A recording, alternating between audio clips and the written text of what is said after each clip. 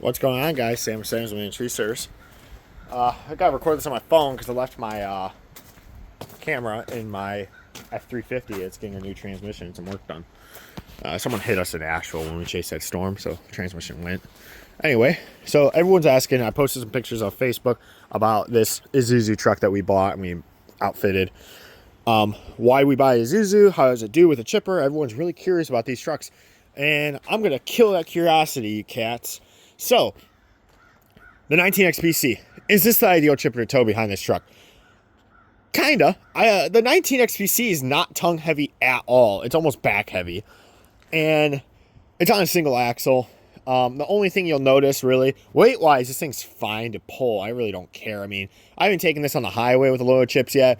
I'm assuming it's not going to like that, but I think it's going to be fine city-wise. I've seen no problems with it throughout the city. The only thing you'll notice is it does bounce in and out of that pintle pretty good. And I think every pintle does. It's just that this truck's skinnier and lighter, so you feel it in the seat a little bit more than you would with like that monster. So this is a Isuzu NPR HD. The HD is the gas motor. We went with a gas motor because they're a little bit more peppier. They have the same power as a diesel. They're 350 horsepower. So the same power as a diesel.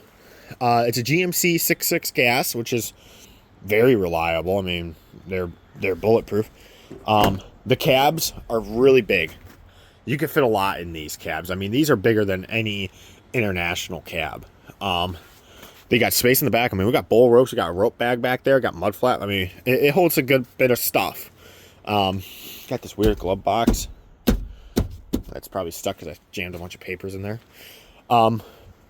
Also, the cab tilts up. So another reason we didn't go with the diesel is lift this cab up and tell me which one looks easier to work on, because that diesel was insane.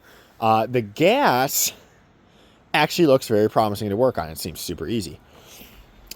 Turning radius on these things are sweet. They're like a zero-turn lawnmower. You can see out of them very well. I mean, I am not afraid to put really any driver in these things. I mean, it's a little scary. It's the fishbowl, I call it. But I really do like the trucks. They're straight frames. They got holes in the frame for your upfitting. So we got a little box here. We have a bigger toolbox here. The guys at the weld shop said it's super easy to put these boxes on. They had no issues at all. One thing that was dumb is we had to move the mud flaps. Mud flaps are literally touching the tire. Not good.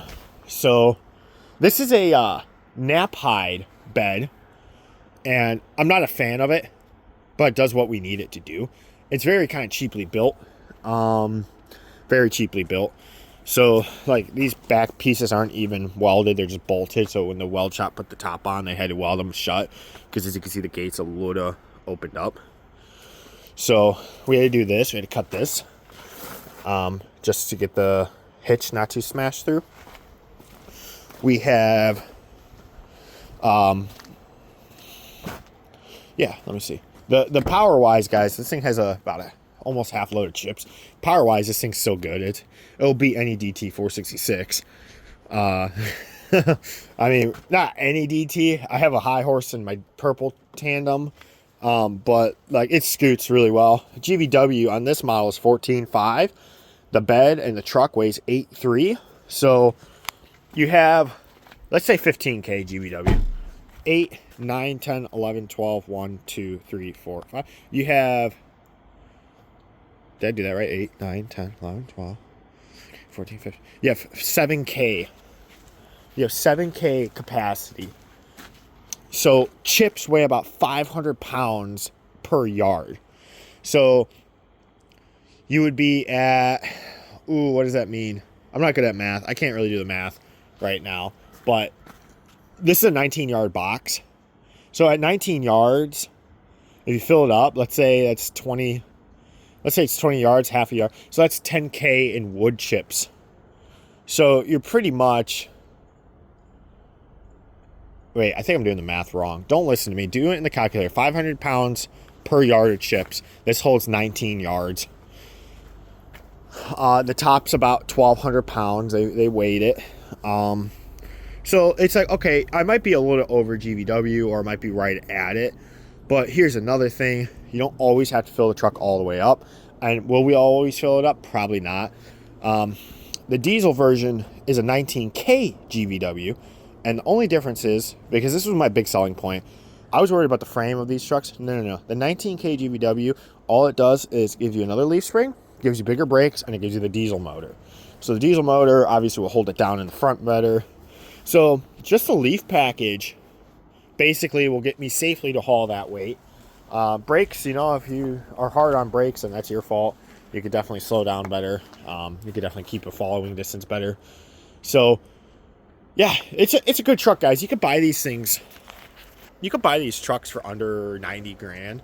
With the gas motor, I think most of them start around like 70. So I wouldn't spend more than 80 grand on this. It just wouldn't really be worth it. Why didn't we go with a Ford? Well, I don't know. The length, the size, and the height. You know, obviously a Ford bed is going to be about 6 to 8 inches taller. Yeah, I like this little guy, and it does good. I mean, this is comparable to an F450. Not an F550, but an F450. This is comparable to 11-foot bed. So got the side door if we ever need to load logs or something. Ideally, I think what would be a good idea would be getting like an 18-inch chipper, but I might not. I might get. We're in debate with the company right now to see if we should get a bigger chipper for the main crew, and then the B crew will just take this chipper as their smaller chipper. I'm not sure. I want a 2090 or a 21XP, but I'm not sure because, you know, put your ego aside. Me, Brian Anderson, and Guy from New Jersey Crane, I talked to all of them about before I bought a truck, and the big thing was, how many giant jobs are you actually doing? 9 times out of 10, most tree guys are doing pear trees in the front yard. Small maple here, small oak here. This, that. So, like, you really have to put your ego aside and realize what you actually do. Look at the numbers. And 9 times out of 10, we're doing jobs that are sub $2,000, which would be a small job. Do we do those big jobs? Yes, we absolutely do. We do big crane jobs. We do lot clearings. You know, I got that big John Deere. We do a lot of big work. But 9 times out of 10, though, a 20-yard truck would be perfect. So, that is also a void we didn't have filled. We have all these big trucks and trailers. One of my other single axles is getting fixed right now. But, I mean, we got tandem trucks. That's a 30-yard. We got a 40-yard chip truck. Like, we don't have anything small. So, if I want to be a good tree service and offer tree service to everybody, I need to fit everyone's needs, which might be a little bit of a cheaper budget, and it might be some trim jobs. It might be some small removals. It might be sending 2 guys in a truck to go, a climber and a groundie in a truck to go figure it out, you know? So, can't always be all the glory and fun with the big trucks and cranes and chippers and everything. So, sometimes it's just work. So, hopefully you guys enjoy it.